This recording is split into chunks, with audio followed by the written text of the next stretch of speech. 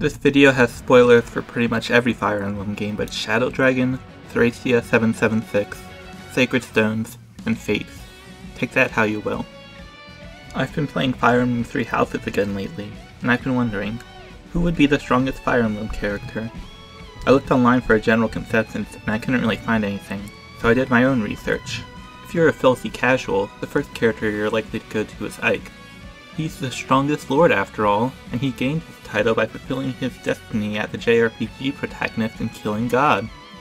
Except that's not entirely accurate. First of all, unlike most final bosses in the series, Ike can't just show up and take down a Shara with his last second super effective weapon. He realistically needs to bring a posse to gang up on her, thanks to the aurora surrounding her. Also, there's the way that Ike landed his finishing blow. Once again, Ike didn't do this alone. He was actually blessed by a second goddess just before landing it, which is the very reason why he was even able to knock her out, not kill her. And it was after a blessing that happened earlier that even allowed him and his friends to damage the Shara in the first place. Growth-wise, Ephraim beats him by trading a minuscule amount of speed and defense for a good amount of HP, speed, luck, and resistance. Aether is nice, but Ephraim has a horse, which gives him access to Kanto. So it's kind of hard to argue that Ike is the strongest lord. So is there any merit to Ike being the strongest character? Sure. Ike might not have killed a god like many people say, but knocking out a god was still pretty impressive. He was also able to take on Demetria, again with a blessing, but keep in mind Demetria also was blessed to be impervious to normal damage. Demetria, along with Altina and Soen, were able to take on Yune, the goddess of chaos, and they eventually sealed her. For Ike to be able to take on the Dragon King of Legend shows that he isn't exactly a novice. Finally, there's Ike's rivalry with Zelgius, the pupil and killer of his father, Grail. Grail is actually once known as Gawain, one of, if not the best swordsman on the continent of Tellius. During the final duel between Ike and Zelgius, Zelgius judges Ike to have surpassed his father. This means that Ike, at least in the eyes of Zelgius, an amazing swordsman in his own right, is the best swordsman in all of Tellius. Ike might have knocked out a god, but Ike himself is very much human. There are many Fire Emblem characters, however, that push the line between man and god. Jugdral is a continent that's pretty much filled with such people. Having Holy Blood makes Smoen a one-man army in the land of Jugdral, and there's one lad who conquered half the continent. He got betrayed and burned to a crisp, but he also had a son. Zelos Baldos Chalfi is the Holy King of Granville, and the lord of the second generation of genealogy of the Holy War. Unlike most of the other characters I'm going to talk about in this video, Zelos starts out really bad. He's quite literally a shadow of his father, and he starts out with lower stats and no horse. But eventually, Zelos will rise above Sigurd, and when he does, he becomes a monster. A lot of this comes from his holy weapon, Tearfing. While Tearfing doesn't provide the range the other characters in this video get, it more than makes up for this by providing a wealth of bonus stats. Tearfing gives 10 speed, 10 skill, and a whopping 20 resistance, as well as granting the miracle skill. And Zelos isn't just relying on his familial sword to rise to the top. Again, Zelos starts out a bit rough, but he has monstrous growth. Sure, his speed is a bit shaky, but he still stands head and shoulders above his peers. There's another land that blurs the line between gods and men, and that land is Vodland. Vodland's crests function very similarly to Jugdral's Holy Blood, granting the user special abilities as well as access to a special weapon. And there's one standout figure who dominates the battlefield that we know of. Demetria Alexandre Bladiad is the leader of the Blue Lions House and the crown prince of the Holy Kingdom of Fark. If we're just looking at stats, Demetria wins the contest of strongest character hands down, having the highest maximum strength of any character with an astronomical 87 strength, backed up by the highest strength growth in his game. To put that in perspective, a maxed out Demetria has more strength than two maxed out Radiant Dawn Ikes put together. Of course, this isn't entirely fair, since Three Houses has a much higher average stat pool than most other Fire Emblem games, and there's no realistic way for Demetria to come close to maxing any of his stats without grinding, but I at least think it's something to consider. The latent strength Demetria has isn't just a gameplay thing either. His C support with Raphael explains that his crest grants his family superhuman strength, and it clearly shows in gameplay. It's very much implied that the double durability cost of his crest boost doesn't have anything to do with the crest itself, but rather Demetria being so strong his attacks shatter his own weapons. This could probably be seen as a point against the prince, but seeing how this is the game where fisticuff fighting is allowed, I'm not sure if breaking weapons is that big of a deal. But where would Demetria be without his trusted professor, Byleth? The answer is dead, but that doesn't matter for this part of the video. Byleth starts out as a mercenary, but eventually casually inherits the power of the progenitor god. That seems like a pretty big deal, but from a gameplay perspective, this means buffing their allies, a really spiffy sword, and most importantly, the ability to turn back time. The last one in particular stands out, as even with their dying breath, Byleth can turn back time and get a do-over around 12 times the fight. It's unclear how many times Byleth can rewind time before running out charges. Normally there are pretty wide gaps between battles, but when you storm Enbar, you always get your recharge between outside and inside the Imperial Palace. This could mean that canonically there are no limits to how many times Byleth can return back time, although it's equally likely this is just for gameplay purposes. One problem with both Byleth and Demetria comes in the form of a new feature introduced in 3 houses: battalions. In every other Fire Emblem game, fights were one-on-one, at least visually. Now one unit on the map can represent a small army in actuality. This isn't just a gameplay thing either, as there are cutscenes in Verdant Wind and Silver Snow that show Byleth with a battalion. Battalions blur the line between how strong Demetria and Byleth are on their own, and how strong their combined squadron is. However, arguably their biggest feats, which are taking down the final bosses of Azure Moon and probably Silver Snow respectively, show both of them without a battalion, implying these fights are canonically done without them.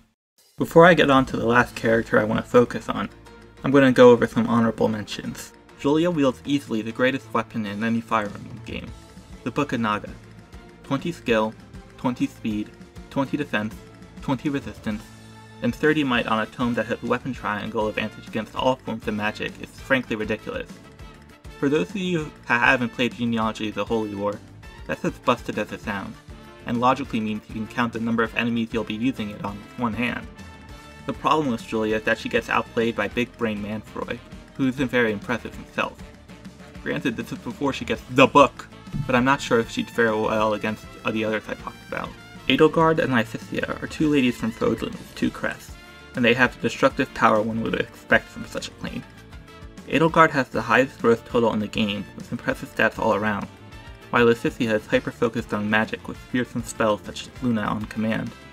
But both of them have crest aids, which greatly shortens their life, which is why they're only honorable mentions. Remember when I said it wasn't entirely correct that I killed a goddess? Another reason is that it's not entirely correct to say Ashera is a goddess. She's only half a goddess, kind of, maybe? There's the other goddess named Yune, and together they make Ashunera, the creator deity of Tellius. But I think it would be a boring video if I just said that she was the strongest Fire Emblem character. Speaking of maybe goddesses, Sosis is also one. If only we actually got to see her in combat. I mean, I guess we technically do, but... There's also Duma, the Valencian god of power. Except he's not a god at all, he's just a dragon. He's quite literally falling apart by the time Alm gets to him, but apparently he one time gave Naga a run for her money, and Naga herself is a pretty big deal too. Robin's another contender that I don't think can quite stand with the big boys, at least in canon. Robin is probably the strongest single unit in Fire Emblem, but that's probably less of a statement, and more because of the fact that Robin abuses so many of the Awakening's broken mechanics. The ending of Awakening implies that Robin has access to the power of Zagrima, who was able to take down Naga in at least one timeline, but at the very end it shows that Robin has lost these powers, so who knows if that's fair to count. Finally, I'd like to give a shout out to Hardin, Ashnard, and Velgius. None of them are as strong as the others on this list, but what they lack in strength they more than make up for in bulk. All 3 of these guys are impervious to normal damage. Velgius and Ashnard can only be hurt by blessed weapons, and they exist in a time where the goddess has been away for a while. And Hardin can only be hurt by someone holding the Light Spear, which is normally stuck inside the Fire Emblem. So these are more feats of the equipment they hold, rather than any actual skill, so I'm hesitant to give them more praise. We've gone through many fighters, gods, and those that blur the lines, but I've saved the probable strongest for last. Remember when I said there wasn't really a consensus online? That wasn't entirely truthful. While there wasn't an overall consensus, different corners of the internet seemed to have their own consensuses. And when I was looking through these, I found a surprising contender. What if I were to tell you that this character, generally seen as one of the weakest in all of Fire Emblem, was actually one of the strongest? You would probably expect this entirely, since saving a surprise pick for last is pretty common in these kinds of videos. But in this case, I'm pretty sure it's truthful. Anyway, let's get into it. Roy is the strongest Fire Emblem. There are a lot of things going against Roy. Both in gameplay and story, he's a scrawny 15-year-old with no place on the front lines. He's a unit with base 5 move, in a game where pretty much every map is the Seas map. And then he enters the Shrine of Seals, and the Binding Blade chooses him to be its wielder, and he becomes incredible. Gameplay-wise, the Binding Blade is the strongest weapon on Roy's continent, beating out Durandal, as well as every other legendary weapon in every possible category, while also being the series' first physical 1-2 range sword that the player can use. It also provides a bonus 5 defense and resistance, and it can be used to heal the wielder. Sure, the sword is pretty cool, but the usual weapons put it to shame, so what's the big deal? It's not the gameplay that makes the Binding Blade shine, but rather its lore. Purefing, Ragnall, and even the Sword of the Creator are just swords at the end of the day, but the legendary weapons of the League are quite literally monsters. As shown with Eliwood when he pierced Ninian with Durandal, the sword guides its user to make the deadliest actions possible. In other words, they always have aim assist. There was also the Ending Winter, where everyone found out the legendary weapons were so powerful that they threw the balance of the universe out of whack. In most Fire Emblem canons, dragons become Mana-Keeks out of their own choice, but here the Ending Winter forced them to become Mana-Keeks. This led to an absolute human victory over the dragons in the war they were fighting, to the point that the dragons had to flee to another dimension. And the Binding Blade is the strongest of all these weapons. You might be wondering why I have Roy as the strongest character, when other characters like Julia and Velgius have more skill in combat and very strong equipment as well. That also comes down to the Binding Blade. Anyone with major hindblood could take up the Book of Naga, and as seen with Ashnard, anyone can wear armor blessed by the goddess, but the Binding Blade specifically chose Roy to be its wielder. Even if another were to come and place the Levian Fire Emblem in the sword's hilt, the sword may not respond. For all we know, Roy is the only person since Hardman that the sword chose. In other words, we don't know if it's possible for someone to reach Roy's level of ability, unlike other characters with strong ones. So in the end, who is the strongest Fire Emblem character? I think it's Roy, the strongest lord and the best Smash character. And in true Roy fashion, it's because he's being hard carried by some